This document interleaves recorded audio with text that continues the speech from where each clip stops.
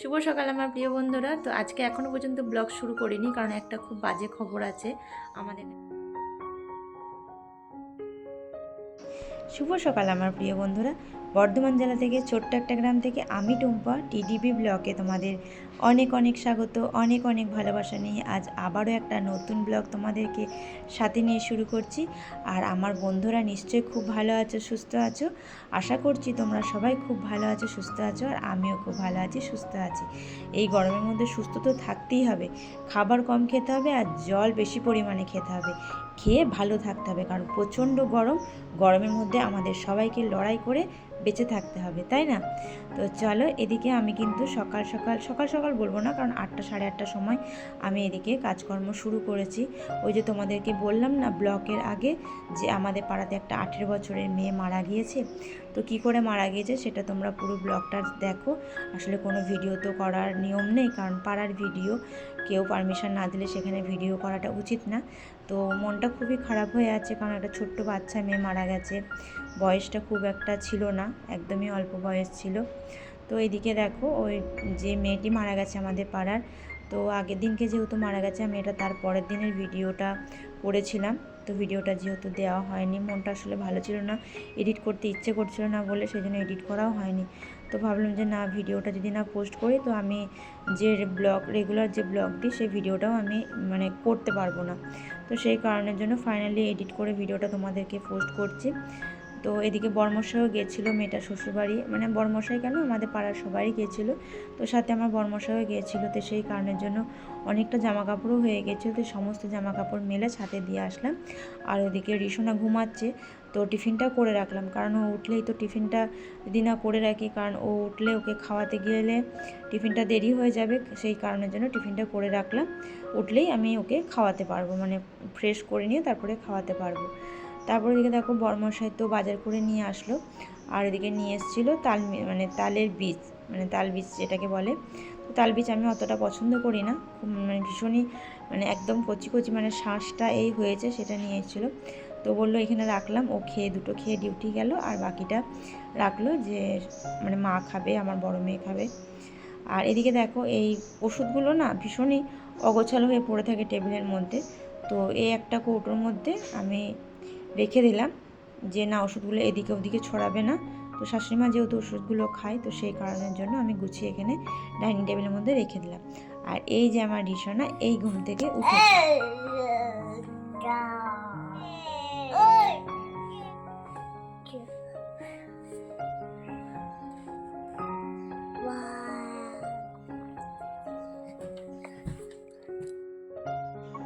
তো খাইয়ে টাইয়ে আমাদের পাশের বাড়িতে দিয়ে চলে আসলাম। তো এখন তো ওখানে থাকবে, ওখানে স্নান করবে, ওখানেই ভাত খাবে। তো যাই হোক, এদিকে তো আমি আমার কাজে লেগে পড়লাম। কবে থেকেই ভাবছিলাম যে বোতলগুলো পরিষ্কার করব, তো করার হয়ে উঠছিল না, হচ্ছিল না, এগুলো তো এক্সট্রার কাজ না, তো সেই কারণের জন্য করা হয় না। তো বোতলগুলো পরিষ্কার করে নিয়ে জল ভরে তারপর ফ্রিজে রেখে দেবো। আর ওই যে আমাদের পাশের বাড়ি যে মেয়েটা মারা গেছে, তো মেয়েটার বাচ্চা হতে যে ভুল ট্রিটমেন্টের জন্য মারা গেছে। আসলে ভর্তি করেছিল সরকারি হাসপাতালে। তো সরকারি হাসপাতালে যেহেতু ভর্তি করেছিল, তো ওর সিজারও ওখানে হয়। তো ওইখানে সিজার যেখানে করে আর কি, ওটিতে, সেখানে কিছু ভুল ত্রুটি হয়েছিল। তো সেই কারণের জন্য ওর একদম এত বাজে অবস্থা হয়েছিল যে ওকে অন্য হসপিটালে ভর্তি করতে হয়েছিল। তো এরকমই, যাই হোক, ওর কিছু ভুল ট্রিটমেন্টের জন্য মেয়েটা, খুব খারাপ লাগছে যে মেয়েটা ছেড়ে চলে গেছে, খুবই অল্প বয়স ছিল। তো যে বাচ্চাটি হয়েছে সেটি ছেলে হয়েছে, কিন্তু ভালো আছে, সুস্থ আছে। ওর বাবার বাড়িতে নিয়ে গেছে বাচ্চাটিকে। সরকারি হাসপাতাল থেকে যখন ওকে বেসরকারি হাসপাতালে নিয়ে যায়, তো সেখানে ওর কোনো রকম গাইনিক ট্রিটমেন্ট হয়নি। কারণ গাইনিক ট্রিটমেন্টটা হবে কি করে, ওইখানে তো কোনো গাইনিক ট্রিটমেন্টই হয় না, ওখানে শুধু হয় ছোটোখাটো চিকিৎসা হয় সেখানে। তো ওরা সেটা জানতো না। আর আমাদেরকে একটু ভালো করে, যখনই কোনো কিছু দরকার ডাক্তারের বিষয়ে, আমাদের এখনকার তো অনেক উন্নত হয়েছে, তো একটু নেটে সার্চ করে নিয়ে ভর্তি করাটাই আমার মনে হয় বেস্ট।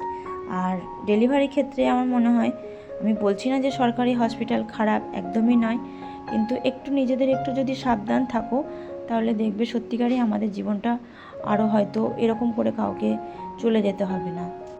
চেনা জানা ডাক্তার হলে ঠিক আছে, আর যদি অচেনা কোথাও দূরে কোথাও হয়তো আরও বেস্ট ট্রিটমেন্টের জন্য কোথাও যদি নিয়ে যেতে চাও তো অবশ্যই একবার নেটে সার্চ করে নেওয়া ভালো, কারণ এরকম করে হয়তো ভুল ট্রিটমেন্টে হয়তো কাউকে মরতে হবে না। তো এটাই তোমাদেরকে একটু মেসেজ দেওয়ার ছিল, আর কিছু না।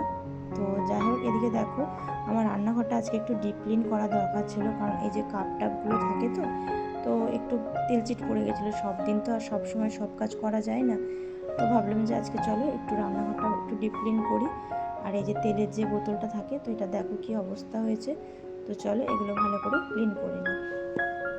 কচুর লতিগুলো আগের দিনকে ছাড়িয়ে মায়েতে আমাদের রেখেছিলাম সন্ধ্যার দিকে। তো কচুর লতি ছাড়াতে তো অনেকটা টাইম লাগে, তো সেই কারণের জন্য কচুর লতি করেছিলাম আর বড় মশার জন্য নিরামিষ রান্না করেছিলাম। আর চিংড়ি মাছ দিয়ে কচুর লতিটা করেছিলাম, তো খেতে বেশ ভালো হয়েছিল। আর আমাদের তো সেই মাছের ঝাল করেছিলাম, মাছের ঝাল ফ্রিজে ছিল, তো সেটাই খাওয়া হয়েছিল। যেহেতু ভিডিওটা 2 দিন আগেকার ভিডিও, তো এডিট হয়নি বলে তোমাদের সঙ্গে শেয়ার করতে পারিনি। আর এদিকে দেখো, আর কচুলতিটা জানো তো একটু গলে গেছিলো, মানে সেদ্ধটা একটু বেশি হয়ে গেছিলো বলে ঝরঝরেটা হলো না। কারণ যদি একটু কম সেদ্ধ হতো ঝরঝরে করলে আর একটু খেতে ভালো হতো। তো মেয়ে বলছিল যে মা ঝরঝরে হয়নি বলে মানে ভালো লাগছে না খেতে, ও সেরকমভাবে খায়নি, কারণ ভীষণ খেতে পছন্দ করে কচুলতি। তো এদিকে দেখো আমার তো এদিকে মানে ভীষণই তেলের চিট পড়েছিল এগুলো, তো মাঝে মধ্যে যদি এরকম করে পরিষ্কার করে দেওয়া হয় তো আবার কিছুদিন বেশ পরিষ্কার থাকে।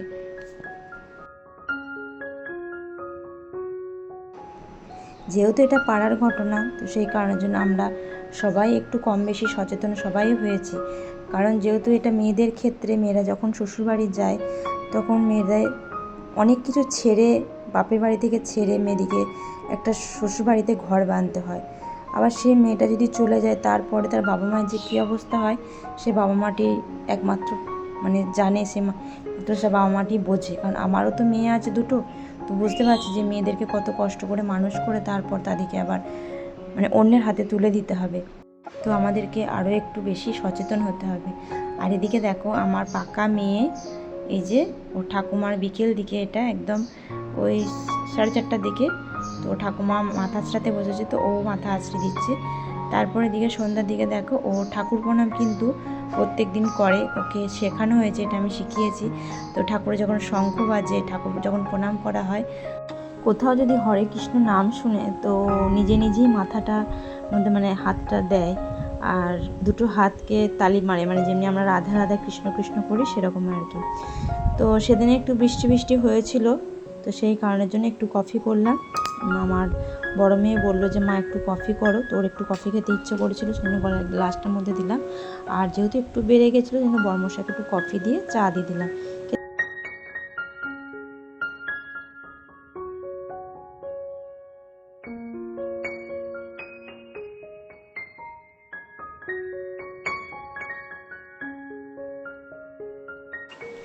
চাটা খেয়ে একটু বাইরে বেরোবো, একটু দরকার আছে, তো সেই কারণের জন্য রেডি হয়ে যে বাইরের দিকে বেরোচ্ছি। তারপর এদিকে দেখো সকাল দিকে একটা পার্সেল এসেছিলো, তো খোলা হয়নি, তো চলো সেটা তোমাদের সঙ্গে তো অবশ্যই শেয়ার করতে হবে। আর এটা নিয়েছি আমার একটা ফ্লিপকার্ট থেকে, আমার ছোটো মেয়ের জন্য একটা স্যান্ডেল নিয়েছি, তো স্যান্ডেলটা দেখে খুব ভালো লেগেছিলো বলে তো ওর জন্য অর্ডার দিয়েছিলাম। তো তোমরা কিন্তু অবশ্যই কমেন্ট করে জানিও কেমন হয়েছে। তো চলো ভিডিওটা এই অবধি রাখছি, দেখা হচ্ছে তোমাদের সঙ্গে নেক্সট অন্য কোনো ভিডিওতে। ততক্ষণের জন্য তোমরা সুস্থ থেকো, ভালো থেকো।